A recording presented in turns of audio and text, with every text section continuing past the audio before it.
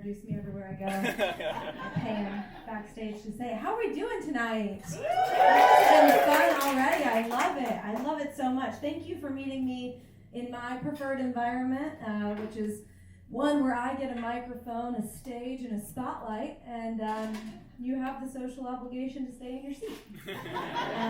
So thank you so much for that. That means so much. I am Carol Tyner. I just turned 35. I know. I am just as shocked as you are. You just can't tell because of the Botox. Yeah, I just turned 35. I'm not married. So in the South, that little combination does actually make me a corpse bride. Yeah. Which is, you get it, you know. I also don't have children, and thank you. Yes, I need to talk to you after. Okay, I don't have children. When I was in my mid or my 30s, and when I was in my younger 30s, my youth 30s, people were like, yeah, fuck the patriarchy, don't have children, and I was like, yeah. And then now I'm, advanced to maternal age, and I'm like, shit, she was serious. We weren't ready. Sorry, we weren't ready. So they're looking at me, and they're trying to still be encouraging. They are. I mean, with their mouth, they're saying things like, you've got so much life ahead of you, don't worry about it. But with their eyes, they're looking at me like a grocery store that just lost power. Like, this bitch does not know her milk is about to expire. Somebody tell her to freeze her eggs. Yikes. Yeah, it's uncomfortable. People are getting scared for me. I have a boyfriend. Thank you for asking. Yes. Please tell my mom.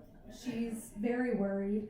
I do have a boyfriend, so technically I have all the available ingredients currently to keep my eggs, farm to table.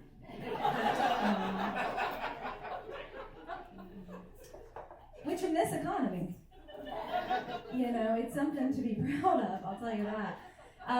But I do have an IUD. I know people want to hear about my birth control choices while they're eating, so I like to tell you about them.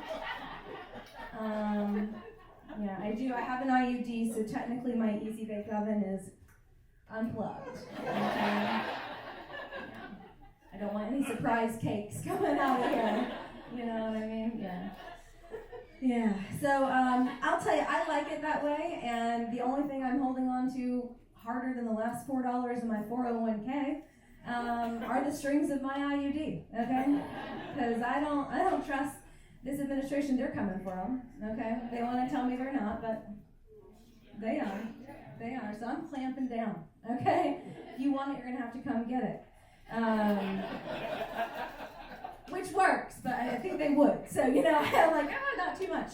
So I'm holding on to my ID, and here's what I don't understand about this particular administration and their interest potentially in taking my birth control away from me, because here's the thing. They should love an IUD, right? Why?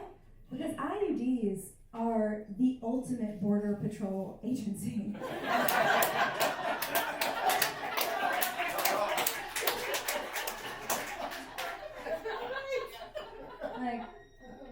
One IUD does the work of like 1,000 agents, it's incredible what's going on. It does not matter how shitty your sperm's home country is, okay? You may not seek asylum.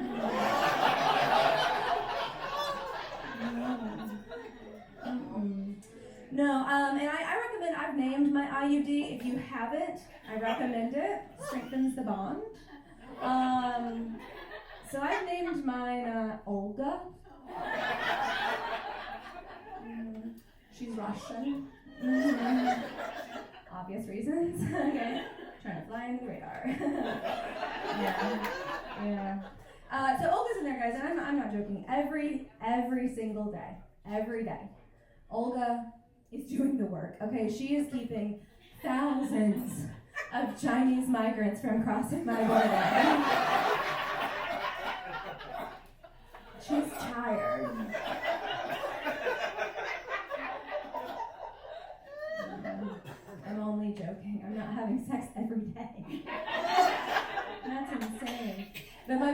Chinese. Yeah, he is. Just in case some of you were like, that's funny, and some of you were like, I don't know, but it's true. He's Chinese, and having an Asian boyfriend, it does make me a better white person than you. So.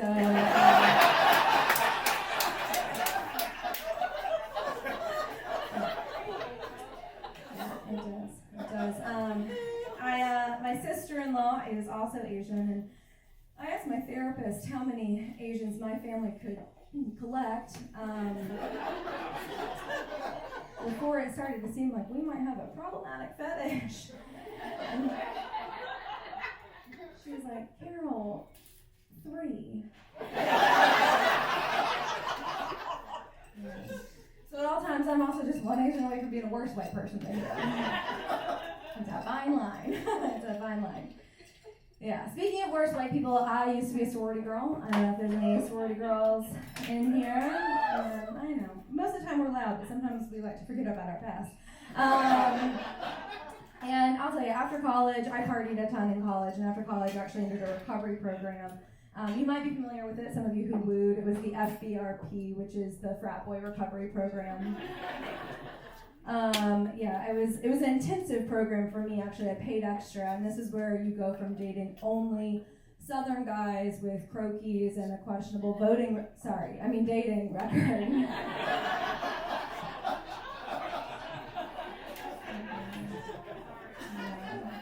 And you begin immediately and exclusively dating only Northern guys with 2 full tattoo sleeves and a chain. Are any of you familiar with Northern guys and chains? Okay, somebody down here will go, yes.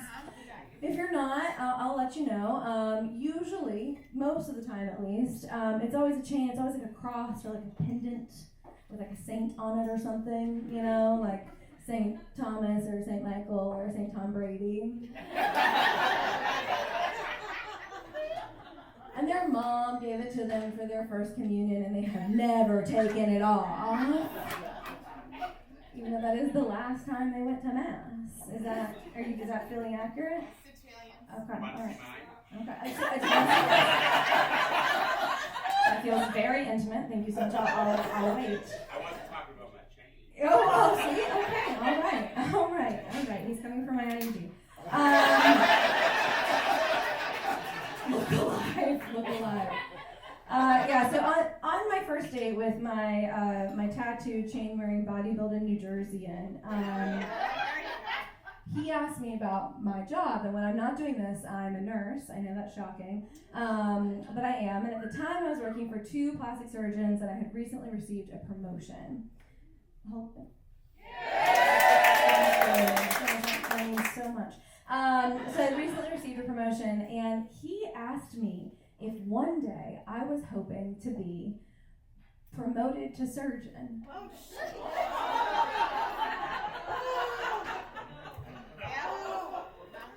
Thank you. I have said that joke before, and some people are like, yeah, are you hoping? And so I started to explain sort of how school works to him, and I could see I wasn't getting very far. So I said, hey, listen, to this, analogy that I'll try to work out for you. I was like, imagine you get on a flight, right, and the flight attendant comes on to make an announcement. It looks a little something like this. Good evening, ladies and gentlemen. Unfortunately, your pilot could not make it in tonight, but great news. I've recently received a promotion. And now I'm going to fly a plane for you. I have never done it myself, but I have seen it done a lot. And I know a lot about planes. So sit back, relax, and once we reach cruising altitude, I'll be around with beverage service and a credit card offering. I'll have us to Milwaukee in no time, okay? And he was more okay with this than truly anyone should be. I was like, oh my. So I just threw in the towel, and I was like, you know what? No, I'm not hoping to be promoted to surgeon anytime soon. And this motherfucker then mansplained hopes and dreams to me. I was like, okay. Yeah, we dated longer than I care to admit. The tattoos really did it for me. I was like, wow, that's nice. But I'll tell you, Charlotte, the one thing that I got tired. I got tired of waking up very early in the morning to drive very far away to get the good bagels. You know.